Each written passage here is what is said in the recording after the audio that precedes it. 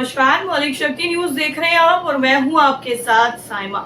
इस वक्त अतीक अहमद के बेटे को लेकर यूपी में सियासत काफी गरमाई हुई है, क्योंकि अब अतीक अहमद के बेटे को नैनी जेल में शिफ्ट कर दिया गया है। तो क्या कुछ है वो पूरा मामला जिसकी वजह से अतीक अहमद के बेटे पर एक बार फिर से एक्शन की तलवार लटकी हुई थी, जो अब हो चुकी है, वो आपको पूरी स्टोरी बताते हैं। दरअसल प्रयागराज की नैनी सेंट्रल जेल इस वक्त काफी चर्चा में है और इसकी वजह है अतीक अहमद का बेटा अली अहमद और उसकी बैरक, जहां वो बीते 2 सालों से बंद है और अब उसे जेल के सबसे सख्त निगरानी वाले फांसी घर वाली हाई सिक्योरिटी सेल में शिफ्ट कर दिया गया है।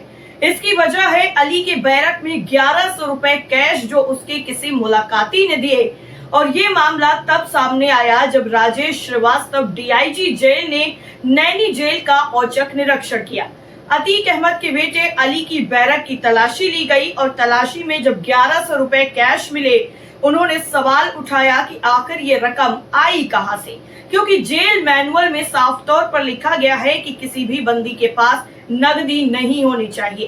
कैश मिलने की जानकारी होते ही पूरी जेल में हड़कंप मच गया। जेल की सुरक्षा व्यवस्था में तैनात डिप्टी जेलर कांति देवी और जेल वार्डन संजय द्विवेदी को तुरंत सस्पेंड कर दिया गया। इतना ही नहीं, दोनों के खिलाफ विभागीय जांच भी शुरू हो गई है। आपको बता दें कि इसके बाद जेल प्रशासन ने अली को उस बैरक में शिफ्ट कर दिया है जिसे फांसी घर की हाई सिक्योरिटी सेल के नाम से जाना जाता है, और ये बैरक बाकी जेल से अलग है। बेहद सीमित आवाजाही के साथ ही 4 सुरक्षा कर्मी यानी बॉडीगार्ड और सीसीटीवी की चौकस निगरानी में दिन रात घिरी रहती है। बैरक तक पहुंचने वाले सभी रास्ते कैमरों से लैस हैं और ये वही जगह है जहां अब तक 14 दोषियों को फांसी दी जा चुकी है।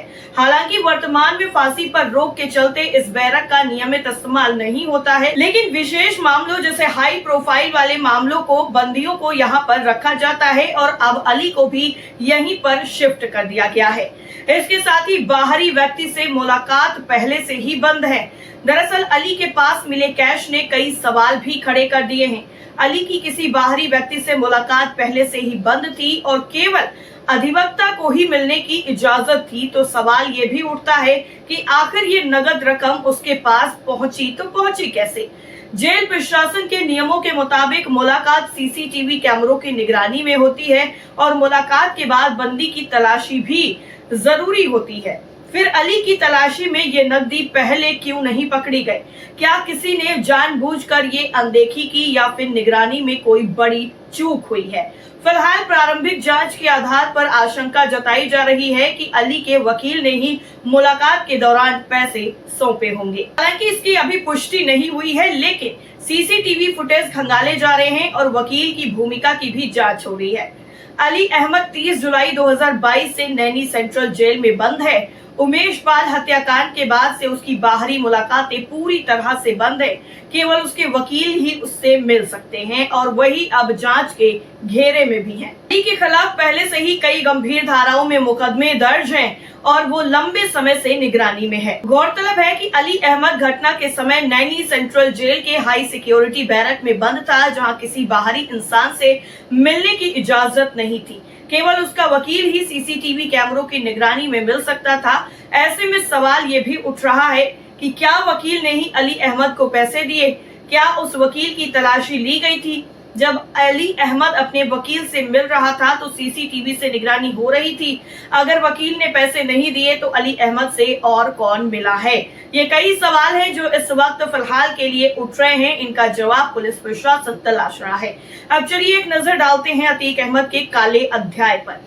दरअसल 17 साल पहले उमेश पाल का अपहरण हुआ था और उमेश पाल ने आरोप लगाया था कि साल 2006 में अतीक अहमद ने अपने साथियों के साथ मिलकर उसको अगवा किया था और यही अपराध अतीक का काल बन गया। अतीक अहमद का सियासी रसूख कितना ज्यादा था ये हर कोई जानता है।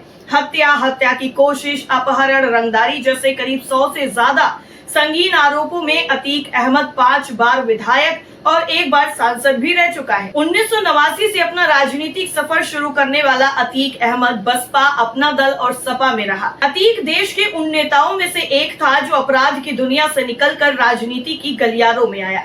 हालांकि राजनीति में भी उसकी बाहुबली वाली छवि बनी रही और वो गाहे बगाहे सुर्खियों में ही रहा। और अतीक अहमद की शुरुआत किस तरह से हुई, चलिए वो भी बता देते हैं। दरअसल अतीक अहमद का जन्म जो है वो साल 1962 में इलाहाबाद में हुआ, जिसे अब प्रयागराज कहा जाता है। कहा जाता है कि अतीक के पिता फिरोज अहमद इलाहाबाद में ही तांगा चलाया करते थे। चुनावी पर्चे में अतीक ने अपने बारे में जो जानकारी दी थी उसके मुताबिक वो मैट्रिक तक पढ़ा था। मीडिया रिपोर्टों के मुताबिक साल 1979 में अतीक अहमद नाबालिग था और तभी उस पर पहली बार हत्या का मुकदमा दर्ज हुआ। हालांकि इसके बाद उसके खिलाफ आपराधिक मामलों का ये सिलसिला लगातार जारी रहा। 1992 में इलाहाबाद पुलिस ने अतीक अहमद के कथित अपराधों की सूची भी जारी की थी और तब ये बताया गया था कि उसके खिलाफ उत्तर प्रदेश के कई शहरों के अलावा बिहार में भी हत्या, अपहरण, जबरन वसूली के अलावा और भी कई गंभीर मामलों के करीब 4 दर्जन मामले दर्ज थे। एक नजर डालते हैं अतीक अहमद के सियासी सफर पर। दरअसल अतीक अहमद के खिलाफ सबसे ज्यादा मामले इलाहाबाद जिले में ही दर्ज हुए और इतने संगीन आरोपों में अतीक अहमद राजनीति में भी सफलता की सीढ़ी चढ़ता चला गया। उसने पहली बार साल 1989 में निर्दलीय चुनाव लड़ा और जीत गया। उसके इलाके में ये बात आम है कि इलाहाबाद शहर पश्चिम की सीट भी वो अपनी इसी छवि की वजह से कई बार जीता। अतीक अहमद एक बार इलाहाबाद की फूलपुर सीट से भी सांसद बना। कभी पूर्व पीएम जवाहरलाल नेहरू ने फूलपुर सीट का प्रतिनिधित्व किया था। आपको बता दें कि पहला चुनाव जीतने के बाद समाजवादी पार्टी से नजदीकियां बढ़ी और अतीक अहमद सपा में शामिल हो गया। 3 साल सपा में रहने के बाद अतीक 1996 में अपना दल के साथ चला गया। साल 2002 में भी अतीक अहमद ने इलाहाबाद पश्चिम सीट से 5वीं बार विधानसभा चुनाव जीता। हालांकि उसे लोकसभा जाना था और उसके लिए उसने समाजवादी पार्टी की टिकट पर साल 2004 में फूलपुर से लोकसभा चुनाव लड़ा और उसे जीता भी। लेकिन इतना तक तो सब कुछ ठीक चल रहा था, इसके बाद से झटकों की शुरुआत हुई। लेकिन अतीक अहमद को जो बड़ा झटका है वो तब लगा जब उसके और उसके भाई के ऊपर 2005 में राजू पाल की हत्या के मामले में एफआईआर दर्ज हो गई। साल 2007 में उत्तर प्रदेश की सत्ता बदली और मायावती सूबे की मुखिया बन गई। सत्ता जाते ही सपा ने अतीक को पार्टी से बाहर निकाल दिया। उधर मायावती की सरकार ने अतीक को मोस्ट वांटेड घोषित कर दिया।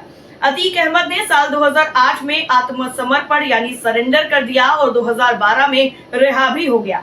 इसके बाद उसने सपा के टिकट पर 2014 का लोकसभा चुनाव लड़ा लेकिन हार गया। अतीक अहमद को साल 2019 में सुप्रीम कोर्ट के आदेश के बाद साबरमती जेल में भेज दिया गया था और इससे पहले वो यूपी की नैनी जेल में ही बंद था। नहीं, अतीक पर देवरिया के कारोबारी को जेल बुलाकर धमकाने और अपहरण करने का केस भी दर्ज हुआ था। अतीक अहमद की पत्नी शाइस्ता परवीन भी राजनीति में उतर गई और उसने बहुजन समाज पार्टी ज्वाइन कर ली। उत्तर प्रदेश में 2003 में मुलायम सिंह यादव की सरकार बनी थी और मीडिया रिपोर्ट्स के मुताबिक तब अतीक अहमद समाजवादी पार्टी में शामिल हो गया। 2004 के लोकसभा चुनाव में वो सपा से सांसद बन गया और इस वजह से इलाहाबाद पश्चिम विधानसभा सीट खाली हो गई। 2004 में अतीक ने अपने भाई खालिद अजीम उर्फ अशरफ को वहां से मैदान में उतारा, लेकिन वो 4000 वोटों से बसपा के प्रत्याशी राजू पाल से हार गया।